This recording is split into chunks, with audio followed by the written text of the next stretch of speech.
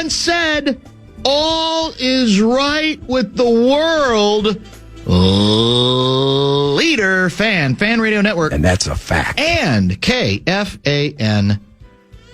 1 minute and 59 seconds past the hour, 3 o'clock.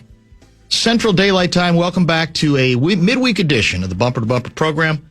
The afternoon aardvark, hosted by the A-Hole in the afternoon. My name is Dan Barreiro, former Ink St. Wretch, newspaper of the Twin Cities, where I was known to be an even bigger A-Hole. Guardsy is the producer of the show and two-time state high school tennis champion, radio voice of the Golden Gopher women's basketball team as well. We are delighted to be a part of your evening, or afternoon, I guess I should say. We're going today the distance till 6:30. Tomorrow we're out at 6, I believe, because your Minnesota Wild pregame show Extended will begin at 6, and it's an early start game. Isn't it a 6:30 start kickoff? It is. We got that news last night. Exactly it. So we'll go the distance today with an outstanding array of guests via the uglydeck.com guest lineup. In fact, let me go ahead and give that to you right now. Lou Nanne generally joins us on Tuesdays, but because of some scheduling issues and because of his continuing effort around the world to grow the game of hockey, he will join us from Bermuda today, or this afternoon, our time at 3:30. Luigi on your Minnesota Wild on the brink. And when I say on the brink, in the good way, not the bad way. He's at 3:30. Mitch Lawrence is going to talk NBA with us, Wolves, playoffs, etc. at 4:02. Lou Ragoose, 4:30.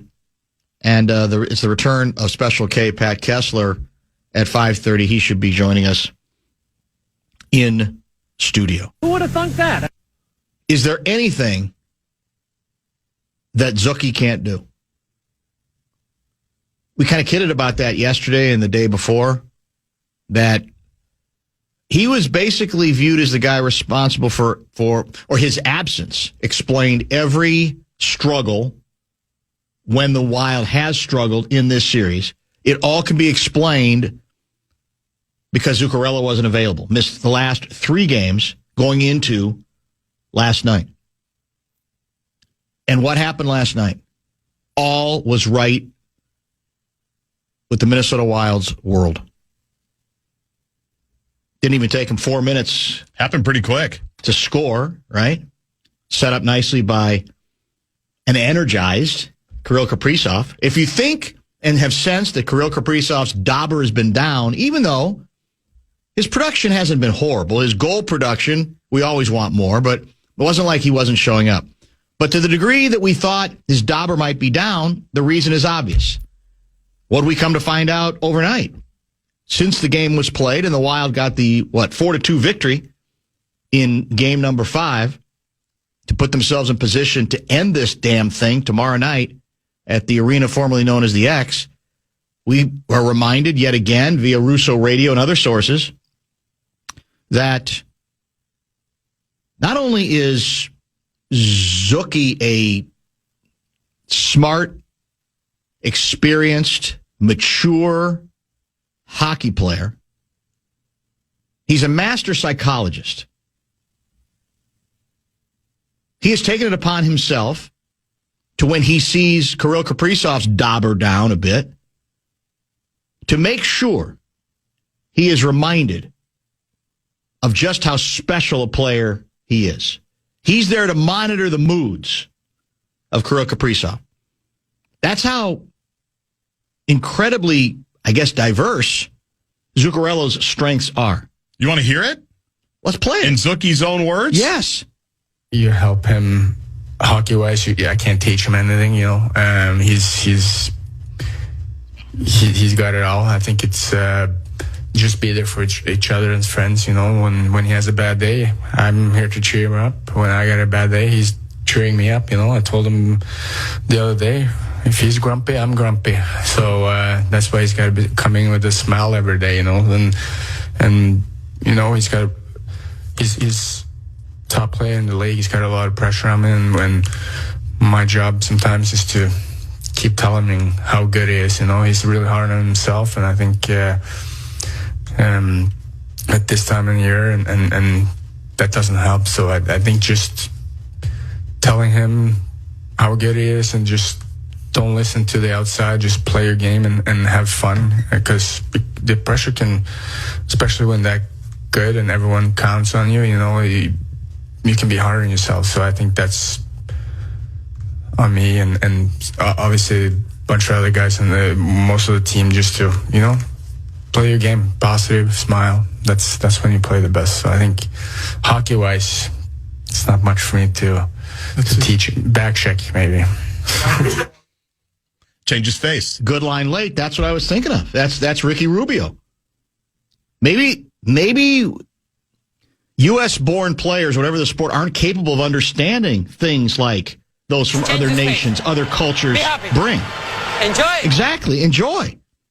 Foligno, after the game, he got our hearts pumping. You know what else he does? I was reminded of this, too. With Zuccarello's return, Heinze can even out the lines in a way that he can't without him. 2 quality scoring lines, I should say. Did we score in the power play last night? We did. Boldy did. Who's the chief playmaker on the power play? Zucky. Zucky. Russo reminds us that he keeps the locker room chill. And yet again, Foligno reminded us after the game that he helps bring to us a little swagger. He saw a little swagger as Zucky was leaving the ice last night after we were triumphant. We don't win very many Game 5s, boys and girls. In fact, that's only the second time we've won a Game 5. 1-6 in our history in Game 5s before yesterday. We got Game 5. Last time we got Game 5, as we talked about as recently, I think, as yesterday, we won the series. That's the last series we've won in the Stanley Cup playoffs. Even does Zucky even have an impact on our face-off issue? Because it's been really bad the last several games, especially. We hardly win any of them. But I thought as that game went on, we actually won a few. Not a bunch, but we won a few. Is there anything that Zuccarello can't do? And is there any reason why he is not already signed to a lifetime deal? Because my sources say he's unsigned for next year. He's unrestricted. What do we... Close circuit to Bill Guerin. What are you thinking? What are you doing? He's so much more expensive now that you didn't try to lock him up. That's exactly right. Given that we've seen what happens when he's gone, now that he has it on the record, if he's grumpy, I'm grumpy. If you're grumpy, I'm grumpy. You don't want to be grumpy next year with no Zucky. Well, I will just put it this way. I don't think there's going to be a lot of Danny Downer on today's show. I think it's going to have to be a lot of Polly Dana today. We have a very unique prospect facing us tomorrow night in the Twin Cities. We are almost in May, right? It's April 29th. Yes. We're on the brink of May. And both teams now find themselves in the same situation. Those teams being the Wild and the Wolves. They will host a Game 6 in which they can eliminate their opposition and can advance, wait for it, to the next round, something that these two teams have never done together, separately, in the same season. And again, the beauty of it is you can celebrate it. You have the prospect of enjoying it and celebrating it at the arena formerly known as the X and at Target Center. Now, I don't know if anybody's done the research on that. Have we ever even been in this position, let alone win the series in advance? Ever even been in this position where I don't even think it's possible that on the same night. No, I don't think we have. Both teams have a chance to wrap this thing up at home. This should be a big 24 It's huge. to 36-hour period. People should be, and for once, people shouldn't care what time the game's starting, even though I know the Wild's game is starting early. Yep. 6:30 tomorrow. This is as good as it gets and as great an opportunity as you can get. Now, we understand there's one reason to be concerned, a big reason to be concerned about in the case of the Wolves, obviously, is they don't have all their pieces. And that might be ultimately too much to overcome. But there's nothing they can do about that now. That's the position that they are in. And we've said this for years.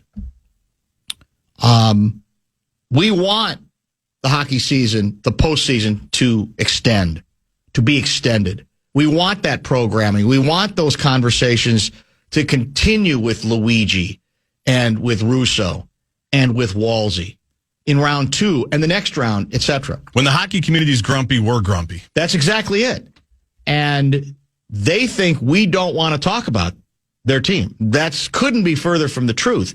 Frankly, there just hasn't been much reason to talk about their team. But now they are in the spot. They won the game last night. They had to win. I mean, now you can say, really what? They won game 4 that was here a must-win to keep the Stars from putting their boots on the Wild's throat. They got that accomplished. And then they got greedy, which was good, and said, well, let's keep winning. Let's set this thing up. Is it illegal to win 3 in a row in a playoff series? I looked it up. It's not. You can do it. And now that is the opportunity they afford. And you can now make the I guess, observation fairly that, going back to a question I asked yesterday before they won this game, that now that the Wild and the Wolves are on equal footing in terms of the situation, both teams up 3-2, that it'd be difficult to say that the Wild are not in a much better position than the Wolves, largely because they have, well, they did lose one player last night, Brodin, but they're overall in a much better injury predicament than the Wolves, unfortunately. But it's still there for them. It's still there for the Wolves. Could be an epic night. It absolutely could be a very cool, epic night. And the build-up is always part of the fun there. That's exactly it. The fan and BigDeck.com. That's what I'm about. I'm trying to build this thing. I'm trying to be a carnival barker. This is good stuff. Fan and BigDeck.com. I want to give you a shot to win bonus bucks. It is our national cash contest. First keyword of the afternoon is family. Go to KFAN.com and enter the keyword family. How are the Twins doing?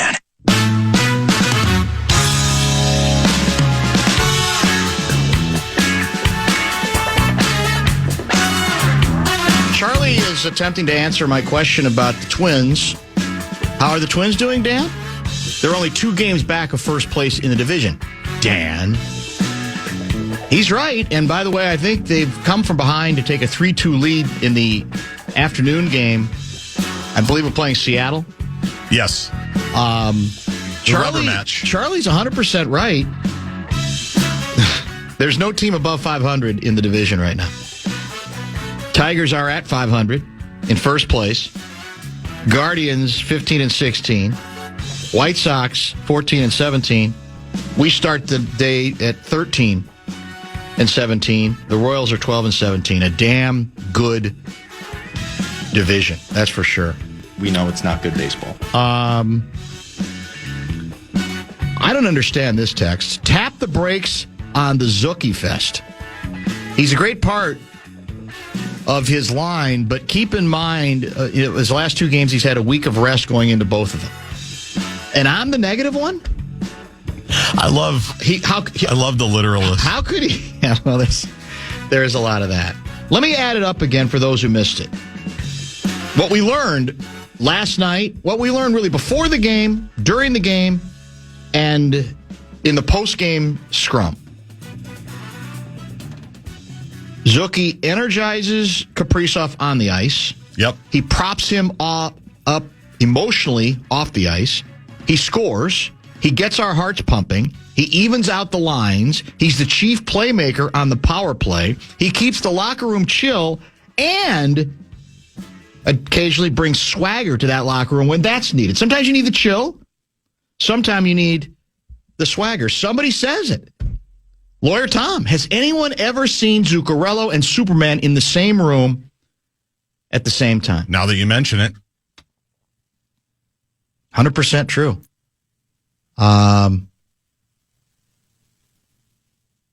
Couple questions already coming in for Louie. We'll save those for a little bit later. One of my favorite sites, right, 612 guy, is seeing Dallas fans leaving the building early. After the Kaprizov empty netter, you could see, the aisles were clogged. Yes. The aisles were getting clogged. How worried were you when they cut it to a single goal? I was worried. The 3 minutes to go, was it 3 minutes they cut it to 3-2? But when they did, it was the 4-on-4 penalty, and they pulled the goalie, right? Yeah, that's right. And they take the risk, and the Wild don't make them pay for it, and the gamble, as they like to say, paid off. I mean, it's hard for me to know. I'm a Minnesotan after all. I'm a Minnesota sports fan after all. Our baseline level is always somewhat anxious. I don't think we go into a game with no anxiety. No, that's a given. Probably more so than most towns. So it's hard for me to even evaluate my own anxiety when I'm already starting at a certain percentage that's probably higher than the normal sports fan. But I won't lie, it does always cross my mind when they scored and the risk paid off and you thought, man, they've played so well because they did. They dominated that game. It was just a clinic. It was so fun to watch. But hockey's a funny game, and it's weird, and all it takes... When it sits there, when the biggest lead you have is a single goal, actually, it was two until they cut it to one. Yeah. But it was too close, given what we know about weird bounces and deflections and so forth, in a game in which they had clearly been, especially 5-on-5, the better team. And even the goal that got it to one, where Robertson just chucks it off a spurge. That's right. That's what's going to happen. Those are the goals that we're going to give up tonight. And so, you're always, especially once the goalie's still pulled, and it's always going to be a scrum, and it takes one bad bounce in your direction to not have it go your way. Yeah, I'm always a little anxious. Do we need any further? We had enough evidence already, but that last night should really have trumped all that's come before. That the number 1, number 2, and number 3, the 3 items that Heinze should put on the top of the chalkboard at the X tomorrow night: no penalties, no penalties, no penalties. Stars have been outscored 14-4 at even strength in this series, and 11-3, 5-on-5. And Russo reminds us they have 0 5-on-5 goals in the past 207 minutes. That's wild. And 53 seconds, which is remarkable. That's because, crazy. Again, remember, this is a good team. This is an accomplished team with deep playoff runs. The last 3 years made it to the conference finals. This is not just some, fly-by-night operation. I actually got more nervous during the last couple of Dallas power plays than I did during the final couple of minutes. And the Wild had 2 big kills. At least 2 big kills. As we approach tomorrow night and the anticipation, I think there's a group of fans who might gain a little confidence and hope for the Wolves simply because the Wild are in the position they're in. One thing that should have nothing to do with the other, but in the mindset of a fan, I think it's possible that you could end up trying to somehow connect the two and say, I was pretty worried about, why not us? They're back home. All it takes is one game to put it together. Now, again, the Wild haven't won Game 6 either. They haven't, that's still to be determined. But do you feel any more or less optimistic or pessimistic as the hours accrue, between Games 5 and 6 in the Wolves series? For the Wolves? For the Wolves. Well, first of all, your theory about a rising tide lifts all boats, I do think there is something to it, as weird as that sounds, that when one team does well, another team does well. I do believe in some kind of cosmic momentum, even though it's never worked out for us here. I've seen it work out in other cities or colleges. You see it happen from time to time. Is it vacillate or oscillate? I go back and forth on the Wolves. I go back and forth on how I feel about the game tomorrow. I don't think anything special was unlocked with Denver, where I've been waiting. I know Joker had a huge stat line, and he did, but I feel like so much of that was in the Wolves' control that they let out of their control in terms of the turnovers and the quick shots and the bad shots. I felt like they played right into Denver's hands in that regard. And so my baseline for the game tomorrow with the Wolves is, can you just make it difficult? When you've made it difficult on them by not turning it over and not giving Murray his first, off the first couple of screens, make him work for it, things have worked out in your favor. It's a big ask, it's a big if, but I guess I'm putting #faith in the last 2 days. They have figured out a way to, again, make things difficult on Denver. And if they can make it difficult on Denver, I think they can win. We are going to need the Finchy sound on Terrence Shannon, which has gotten a lot of attention today because it's so vivid. And that'll give us a chance to get into that subject a little later. It's the celebration of the return of Kaprizov's Zucky Blanky. The Zucky Blanky. Yeah. That's got legs to it. That might go somewhere. That's pretty good. I'll bet it's super rare. Most winter sports teams still play in the same arena, so it's physically impossible. Well, I didn't mean that literally, Tony. I meant that just our two franchises being in a position. We were talking about us more so than anybody else. Exactly. Yeah. I'm not worried about anybody. I was talking about in the state of Minnesota, our professional teams, what I was referring to. Let me clarify on the Game 5s. When I say the Wild entered the game 1-6 all time in Game 5s, they've obviously played in more Game 5s than that. It's that record when the series was tied 2-2. When it is pivotal Game 5. When it's pivotal Game 5, we went into the last night's game with a record of 1-6, and the one victory did lead to the last time we won a playoff series. We said that was against the Blues, correct? At home. At home. At Grand Casino Arena, formerly known as the X. Yeah, very, very true, Davey. Let's do this. Let's stay on schedule. We will definitely get into a lot of Wolves stuff, a lot of hockey early, and it'll be kind of a combo platter show the rest of the way with some A-section stuff via Lou Ragoose, who's, again, pretty much confirming that whenever you think the Feeding Our Future story can't get any weirder or more outlandish, there's a new wrinkle that says, oh, you don't think so? Well, get a load of this. He'll talk about that in about 1 hour. How about Luigi, Dateline Bermuda? He's in Bermuda right now, but I'm guessing he found a way to see Game 5. We'll check in with Luigi right around the corner. If you have questions, 646-86.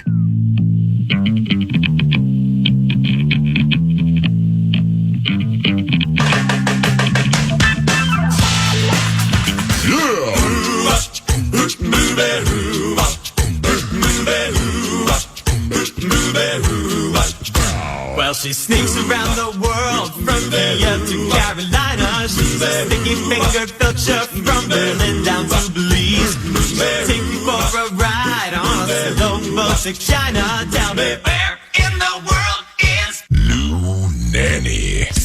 Well, anybody who's listened to this show for more than a minute or two will not be at all surprised to learn that Louis wears many hats. Obviously, hockey ambassador, the true ambassador, state of Minnesota. He has landed in, last count, I think 12 Halls of Fame, might even be more than that. I think he's about to be inducted into another one. And he's also made it his calling, because he loves the game so much, to grow the game. Big part of the reason why he spends 6 months and 1 day in Florida. And it turns out that the place he's at right now is his ongoing effort to grow the game in even more unlikely spots, including, in this case, I believe, Bermuda. How is your effort to grow the game in Bermuda? How is it being received locally? Well, we got our plot of land to build a rink. That's a good one, yes. But, you know, this had a real big effect on the NHL. We actually negotiated our 1977 collective bargaining agreement here in Bermuda. That's the first time they came here. And that's when part of the agreement, helmets became mandatory for the NHL. And we grandfathered some people in, but that's when anybody knew from that day on had to start wearing a helmet. Interesting. Yeah, that's a nice bit of history. So I'm assuming you got a chance to watch Game 5 one way or the other? Oh, yeah. I'm really surprised. I must have about 40 channels here. And we were able to get all the channels from the U.S. basically. Nice. It's not. In fact, we've got TSN Sports from Canada. This is a British property, and True. And they drive on the wrong side of the road. I call it the wrong side. The other side. And a lot of the people that come here. In fact, there's a bunch of guests in the hotel now from London, England. it's still one of the places the Canadians come a great deal to, and they have some insurance captives here from Canadian insurance companies, etc. So let's start. There's a lot to cover, obviously, about last night's game. Won by the Wild 4-2. They now come back home with a chance to wrap up the series in front of the home fans tomorrow night, up 3-2. We've had a lot of fun on this show for several days with the Zuccarello stuff, because basically what we had been told is every problem ailing the Wild, from power play issues to Kaprizov not scoring as many goals as usual to about 9 other things, I've been told over and over again, well, it's because Zuccarello's not out there. And sure enough, he comes back last night, scores almost immediately, and then we hear the comments after the game about how much he means. So explain to the average, maybe even to the casual hockey fan who are going, what the hell? Is this guy paid? I mean, is he a superstar? Is he does he have a lifetime contract with the Wild? What is it about Zuccarello that has people talking about him having that much value to what this team does? I'd like to be his agent right now. I'll tell you that, because if he wants to come back, he's not sure he wants to retire or not. And I'm firmly convinced that he's going to be coming back, and the Wild are going to make sure he comes back, because he does have that kind of effect on the team overall. He's many times there are different glue pieces on a hockey club or any sports team, and for some reason he is one here, and he was like that with the Rangers. This is nothing new. He's a guy that fits in so well with the team, and he's such a smart player. And the things that he can do to really affect his team and the effect of games is because the way he plays, and he knows how to play. He's got a presence that you can't really describe, but many times guys help a team in this way or that way. He helps in multiple ways. First of all, his own production. Secondly, the way he can help others produce. Third, the way he keeps the team together. He's really a fellow that's got a lot of effect on how people see and think in the locker room. He's so well liked and so well respected. So the guy's been a very important part of the team since he's come here. I think it's 5 years now, and it just goes to show you he makes his line mates comfortable. Yeah, because they've got so much confidence in what he can do. And he's so smart the way he plays, and he just has that kind of effect overall on the team.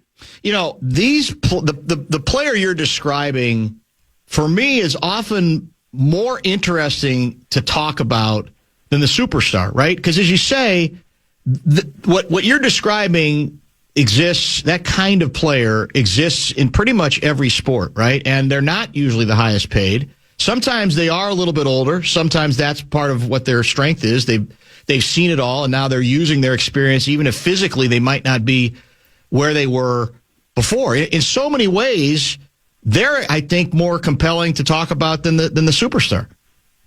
I think they are too. Their story's so different and so unique, and it reminds me when I came out of school and I was interviewing for a job with a big corporation, and they said to me, tell me a little about yourself. And I mentioned that I graduated from business school at University of Minnesota. And the guy says to me, Lou, it doesn't matter if you had enough degrees to wallpaper my room in here. If you don't have common sense, you're not going to make it.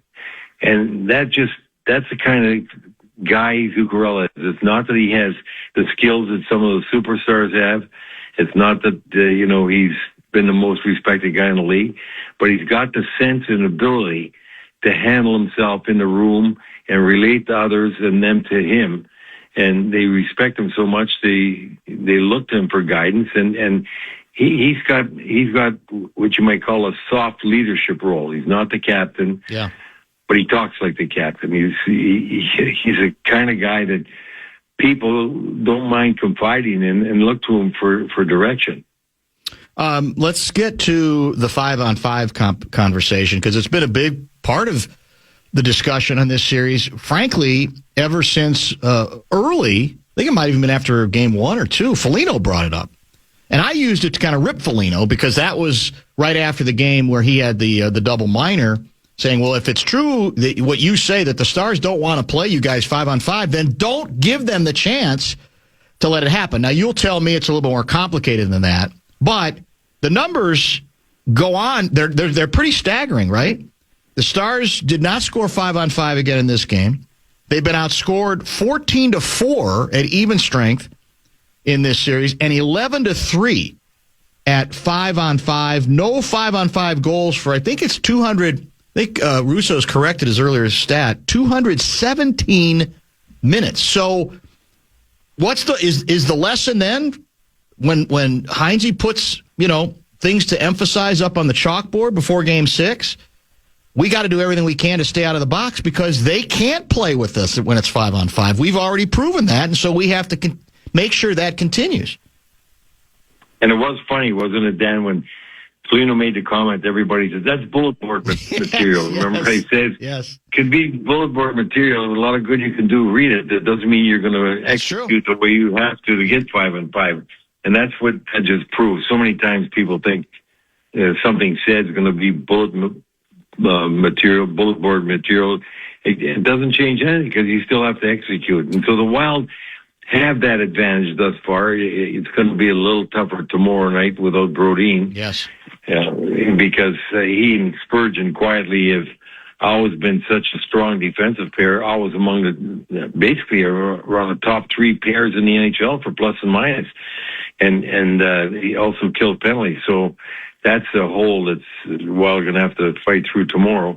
But it is true. You want to stay out of the penalty box, but it's a lot easier said than done. And sometimes you're going to get calls against you that you don't think are warranted. But the longer that they can stay out of the penalty box, the better chance they have, because the Wild, Heinz has really got them working hard, but checking real thoroughly, real effectively. They might give up some possession time in their own zone, but they're not giving up the quality shots in their own zone. They're keeping the puck on the perimeter. Sometimes you take a look, Dallas has been in their zone for 2 to 3 minutes, but the opportunities to score weren't there. The puck possession was there, but they were playing. They were getting defended so well by the Wild that they weren't getting the kind of opportunities you would expect they might be getting. Does it surprise you? Maybe you just answered the question, but does it surprise you that they've been this dominant 5-on-5? I mean, Dallas is a pretty accomplished franchise, right? With deep playoff runs the last 3 years. So is it something strategic? Is it aggressiveness? Is it why has 5-on-5 worked so well for Minnesota? Well, first of all, it does surprise me. It's when you say those numbers that you just pointed out, that's really lopsided.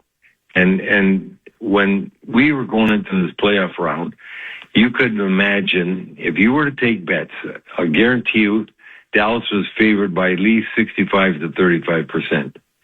And they've had a couple of years, strong years in the playoffs and playoff runs and conference finals, and they just improved their team rather than just sat still. So everybody was, for a long time they were figuring Dallas was going to be number 1 in the conference or in the division, not number 2. And so this is a big surprise. But I really think that the Wild have perfected their defensive game to a point where they've been much more consistent, much more effective than they've been all season long, and much more diligent. And part of that, we have to admit, part of that came with the deals. First of all, you get Hughes that takes the puck out of the zone so quickly and often, so you got less pressure there. Then you had the Foligno and McCarron additions up front defensively and can check, which gives you more balance up front and more physical stuff. So the deals have made a big impact, but just as important is the diligence that they're showing game in and game out at doing the kind of checking job they have to do. You mentioned Brodin earlier. How much does it worry you that he will not be available tomorrow night after getting It worries me. It worries me. I have to tell you, I think the odds are going to go up that Dallas is going to be able to get a 5-on-5 goal for sure, because he is so well respected around the league from hockey people that know how solid this guy is, how really effective he is at curtailing people with great offensive skills and speed to come into the zone. And he doesn't get beat. He keeps the money outside. He wins puck battles along the boards, and he gets the puck out. And he and Spurgeon know how each other play so well that that's a huge hole. I still think that the Wild should win the game, but I think it's going to be definitely tougher when you don't have that kind of talent and skill in the back end. I've gotten a few texts on this, wanting your reaction to Brink's play yesterday. I think he eventually got demoted to the fourth line. Are you worried about what you're seeing there? Is there a spot for him, or is this not his series necessarily? Well, I just think he made a mistake with the turnover. Then he got the penalty he shouldn't have gotten, and of course he gets scored on. So I would, it happens to guys all the time, and he's in there for his offensive prowess, not defensive prowess. And having Brodin go out, I would not be surprised that you'll see Urhoff go in there and Brink go out. We were talking about this earlier, as I'm sure you're aware. Both the Wolves and Wild are playing tomorrow night. Same position. Game 6 in both cases. Up 3-2 in both cases. The Wolves obviously have the disadvantage of missing their superstar player and another one of their starters. It's a lot to ask. It's there in front of us. And what Garzi and I have talked about, though, is, as I'm sure you know, the history, there's been no season in which both the Wild and the Wolves have advanced in the same season to round number 2. And I'm here to tell you, Louis, I hope it happens because I think this town deserves it. I think this town should have the opportunity to see what the month of May can be like. That you can continue to follow your own, whether it's a basketball team or hockey team, as this thing plays out. It's been so rare here. I feel bad for the fans. I feel like they deserve both teams, for the first time ever, advancing in the same season. Well, I have to tell you, I'm relatively positive about that happening, and I'm saying that because if you look at Wolves at the end of the year, they had a couple of big injuries, one including Ant, and they still came through with some big wins. And even though the Wild are losing Brodin, I still think that the way the team's playing and the way the guys have rules to meet challenges, I think the Wild should be able to do it. I'm feeling pretty good about both of them, and I hope that it happens because I think that would be just unbelievable. And I was looking on Twitter today and I saw some idiots from Denver or whatever mocking, the fact that the Wild and the Wolves were in there, making fun of Minnesota as a sports area because we haven't. They said we hadn't won the championships since the Twins rolled into one or something. Made fun of even them winning the World Series, and so that kind of irritates me, and I'm sure it irritates a lot of other of us. And so I would like nothing more than to see that, and then get the opportunity to play Colorado and beat them. Yeah, that would also be a lot of fun as well. Dan, hearing Louis talk about Zucchi reminded me of the players for the Rangers being in tears during interviews when he got traded to Dallas. I don't think Lundqvist could even finish his interview. So he's always been apparently that kind of player, huh? Yeah, he has. And I saw him a lot in New York, and he had Dallas. He was in Dallas. They didn't pay him enough to stay, and that's when the Wild got him. Imagine if he was on that team, too, having the kind of effect he has. He is... he's a guy that's, I think you'd say he's strong-willed. He knows what he wants. He believes in what he can do, and he's strong enough to fight for what he wants, and he'll make his own mind up. I just he's had a charity event there in Norway for a while in the summer, hockey, like a hockey game, and I'm telling you can't believe how many of his teammates went over to play there. From the U.S., from Russia, places like that, guys that he played with. And even Sater told me, he had to go. Suzuki, he had to go. He's the general manager and president of Rangers. He went over it. So he's got that kind of draw effect. And you could see it on the guys that he plays with. He gets so much respect from his teammates. The question has come in on another subject, and one I think you and I have explored before. This is from a 651 guy. Does Louis have concerns about the state of the NHL in Canada? Connor Hellebuck made some recent comments in Winnipeg about no one wanting to go there. There's always been talk about the poor in-season weather and taxes. It also seems the anti-American sentiment has led to speculation that Quinn Hughes will not be the only American to leave, and that Austin Matthews and Tkachuk, along with others, might not be long for Canada. I think Louis might need to focus his growing the game efforts back to his native country, Canada. What do you think? Well, first of all, the guy meant Brady Hughes. Brady Tkachuk leaving, not Brady Quinn does. Hughes. Yeah, right. Yeah. But Winnipeg's always been a problem. And the reason why, the population isn't that big. And on top of that, what all these teams need they have to have a base where they could sell all their suites at a good price. And Winnipeg is more of a government town. There's not a lot of industry and stuff there that can buy enough suites. And that's why we always worried about Winnipeg. It's not a new thing. Right. There's no question that Edmonton, Calgary, and Vancouver, Toronto, and Montreal are going to survive. That's not even, something you would think about. So, and that's one of the reasons why Quebec City never gets another NHL team, because they don't have enough of the corporations. It's more of a government city there too, and they haven't been able to support it. But there's no problem in the hockey surviving in Canada, because it's still the sport of the country, and everybody watches it. So I'm not concerned about that. But the concern of Matthews leaving is more as the Leafs haven't won since '67. Yeah, right. They've had good players go, and they always say, the great players. That's why McDavid only signed a 3-year deal, because if he doesn't win, he's not going to stay in Edmonton. He'll go to a place where he can have a real good chance of winning Stanley Cup, because the great players, one of the things that they always wanted as feather in their cap is the fact that they not only were great individually, they were in a Stanley Cup winning team. So you're going to get that in a lot of different areas besides Canada. You had told us before Game 4 that was a must-win for the Wild, and I think everybody understands why they got it done. Do you view Game 6 in the same way, as a must-win, or one that obviously you'd like to end it, boot on the throat, just end the thing right there, but do you view it as necessarily a must-win? In other words, if the Wild don't get it done at home, they're asking for way too much trouble trying to get it done in Game 7 back in Dallas.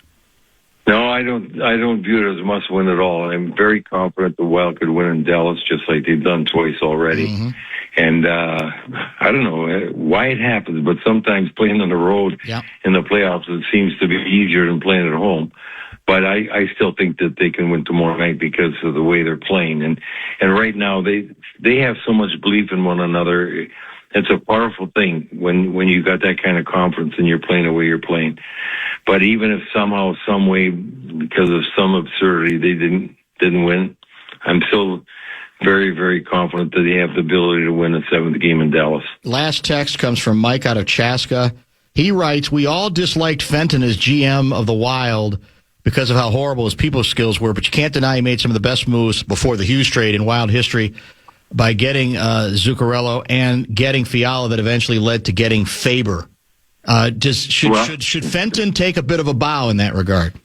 No, because first of all, it wasn't a trade to get Zuccarello. He was a free agent, and he signed. And a lot of teams wanted to sign him, and fortunately, maybe they had to pay him an extra, whatever it was, and that was smart to do that.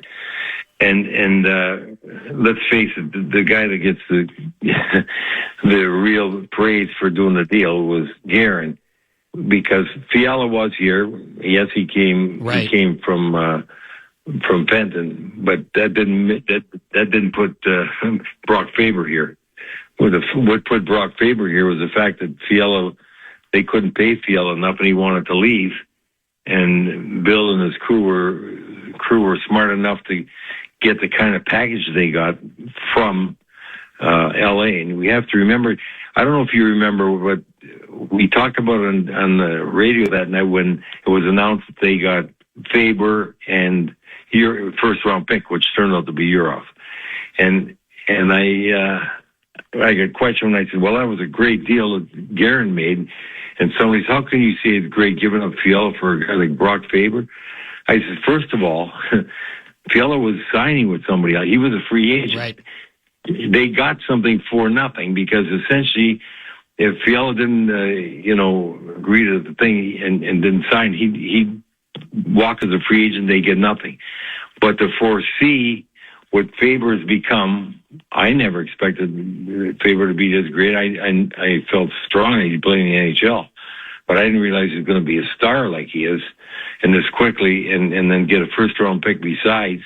That was a brilliant move by Guerin and his crew, and I got to tell you that's one of the big cornerstones of this hockey team right now. No question about that. Yeah, very well said. What's the weather like in Bermuda? Well, it's only 71, 72, and it's warming up, but it's been windy the last 2 days. No. The wind's supposed to die down today, so it's better. But it's early in the year right now, and so Yep. sometimes you get these winds, but it's still beautiful. It's such a clean town, and it's a place where it's not like the Caribbean where a lot of the structures are all wood. So you get a hurricane through there and they all blow down. Here they're all cement buildings and even roofs, even though some of the roofs might get torn off, but they don't suffer the kind of damage through hurricanes like you would in the Caribbean. Have a wonderful time with the family. We appreciate the insight as always, and we will chat next week. Thank you. Okay, my friend. Take care. Appreciate Thanks. you. Lou Nanne, the best, outstanding hockey commentary and analysis. Good text that it came in to get Louie going today a little bit, too. We are going to shift to some basketball conversation next after basically a full hour of nothing but hockey talk. Our old buddy Mitch Lawrence on the NBA playoffs, what he thinks the Wolves' chances are to get things done tomorrow night and eliminate the Denver club that, of course, started this series favored and is still favored to win, I think, by 5.5 or 6 tomorrow night. And we'll probably broaden out the subject to some of that lottery conversation, too. Mitch Lawrence, right around